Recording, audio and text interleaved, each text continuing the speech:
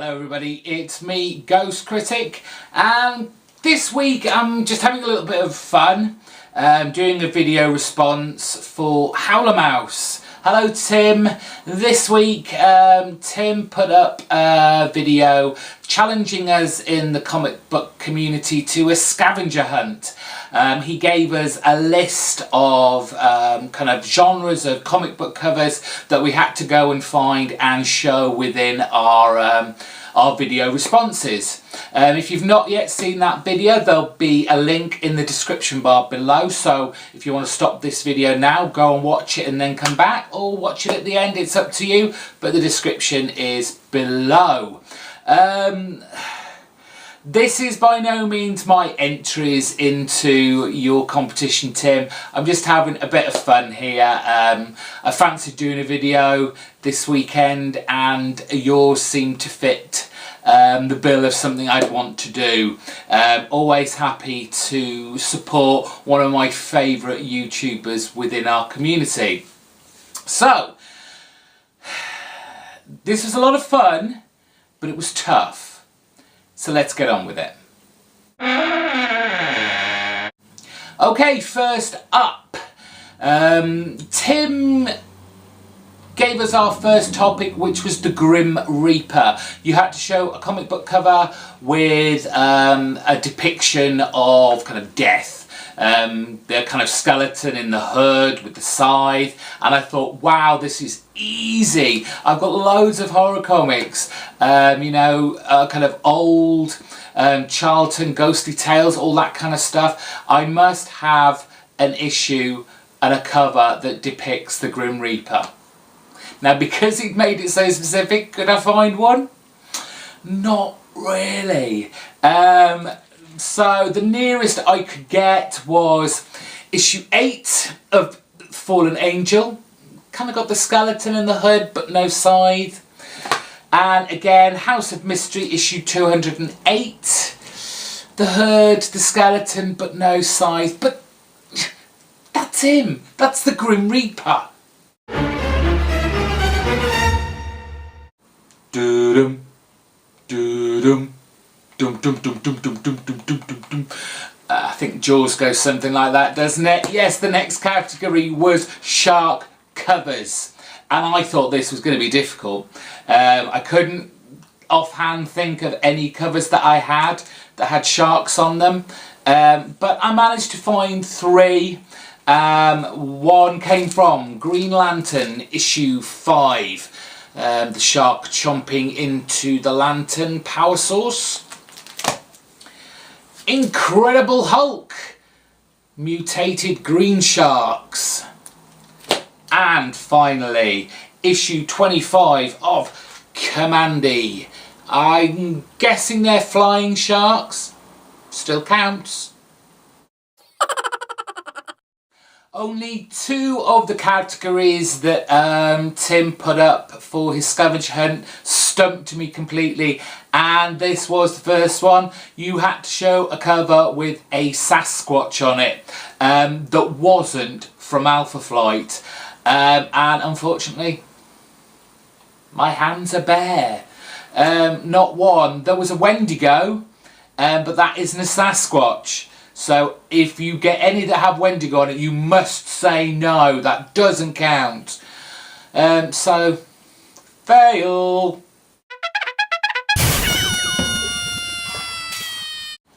Now, I thought I had way more of these than I actually did.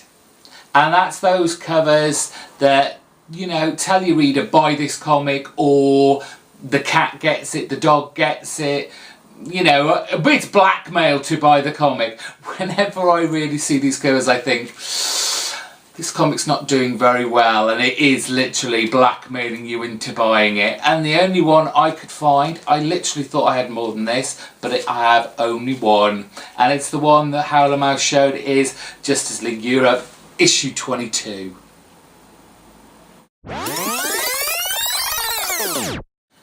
Covers that relate to movies. Again, I cheated a little bit here because I think he actually wants posters. The comic book covers are homages to the posters. and I couldn't really find any, but I think the 5 that I've got are kind of movie related. So, Hunter, Age of Magic, number 9. Now, this is a scene from the end of Evil Dead 2 with, oh gosh, I can't remember him. It's Bruce anyway, the character that Bruce Campbell plays, and it is a shot from that last scene. Hail to the King. Stupid Comics, issue number 3, Fear and Loathing in Las Vegas.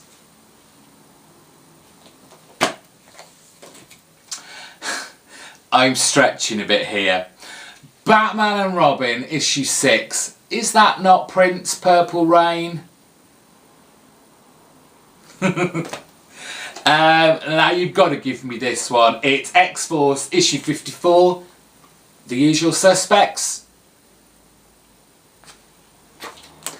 And this is, I'm clutching here.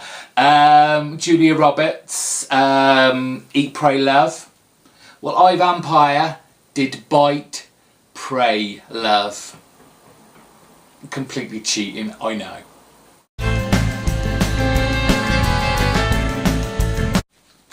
Now on to another sort of homage.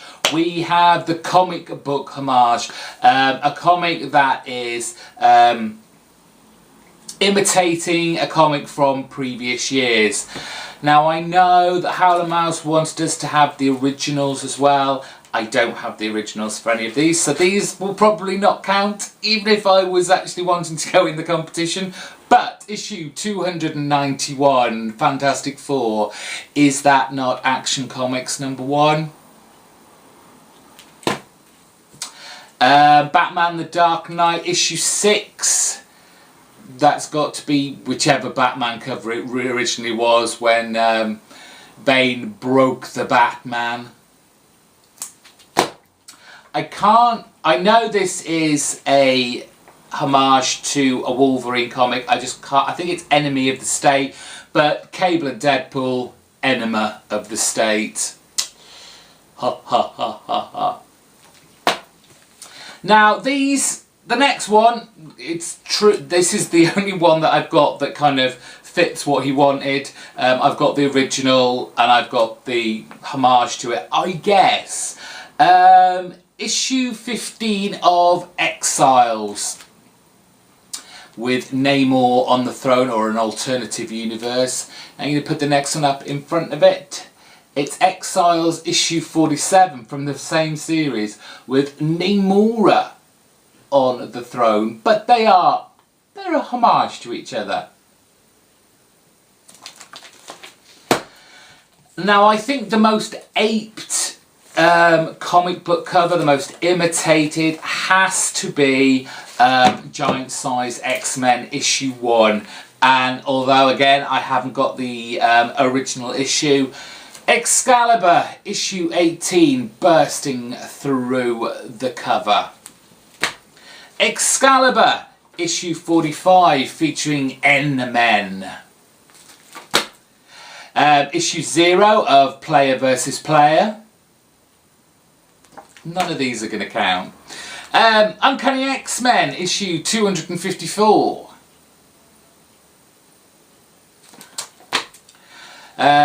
Giant Size X-Men issue 3, annual 3.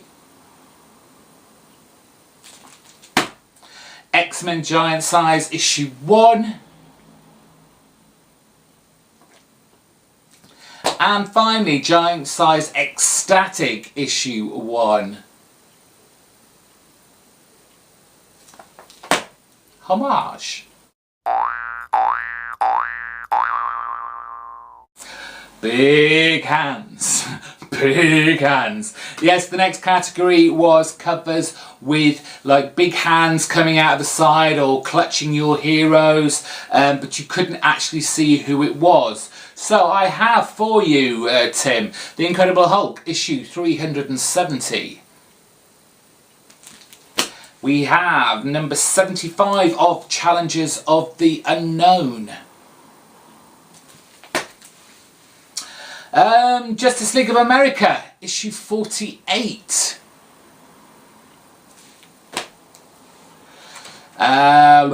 Issue 244 of Fantastic Four. It's a giant hand, not necessarily grabbing anyone, but it's a giant hand. It's a giant hand. I just died in your arms tonight. Oh, I've got such a great voice. And the next genre was kind of heroes that were holding on to kind of dead characters, I guess. Either crying or, you know.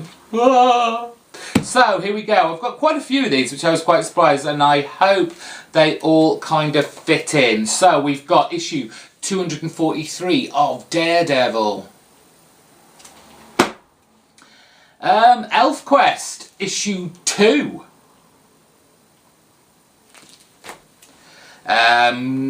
Greek Street, issue 12.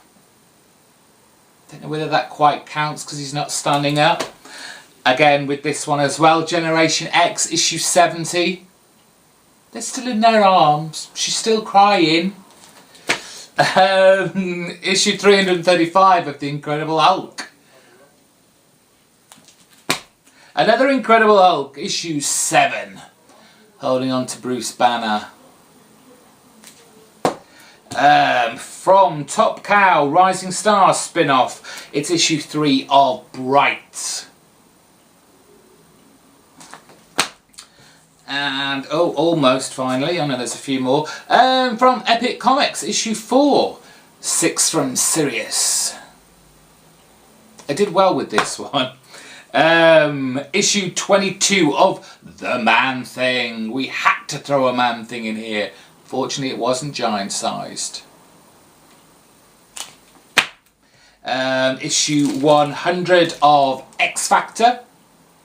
Madrox dead in Alex Summers' arms. Issue 340 of The Uncanny X-Men. Issue number 3 of Extreme X-Men, and that was the last one.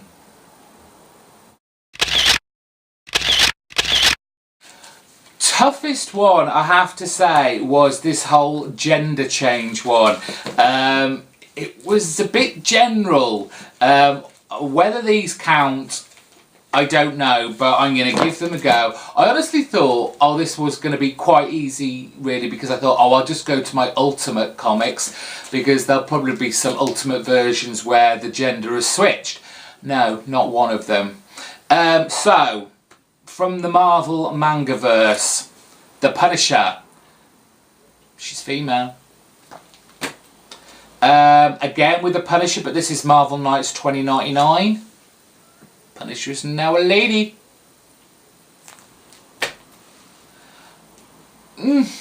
All-Star Superman. Lois Lane being Superwoman, kind of. Does that count?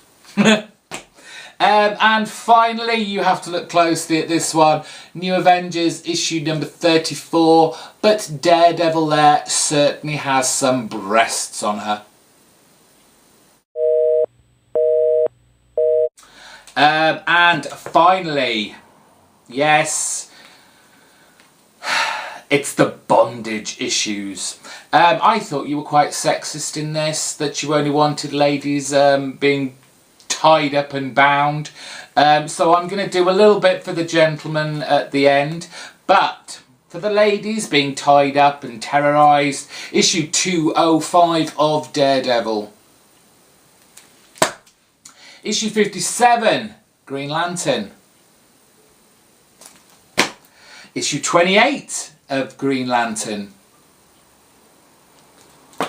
House of Mystery, issue 270. What was it about tying up women, really? Now, it wasn't only the women that got tied up and chained and whatnot. Daredevil, issue 67, Matt Murdock in chains. Clutching a little, but Forge, Generation X. He's certainly wrapped around something. Green Lantern, issue 66. We've got 2 of the lanterns there, chained up. Hal and Sinestro in issue 7. And finally Green Lantern issue 10. I know none of those will count, but you know, for equality's sake. We're sorry, the number you have dialed is not in service at this time. Atari Force. I've never even seen it. No bonus for me.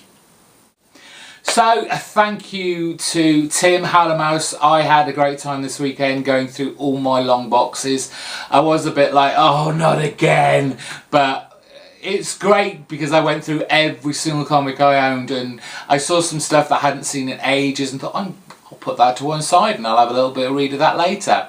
So I hope you enjoyed that. I had fun doing it. Until next time, bye-bye.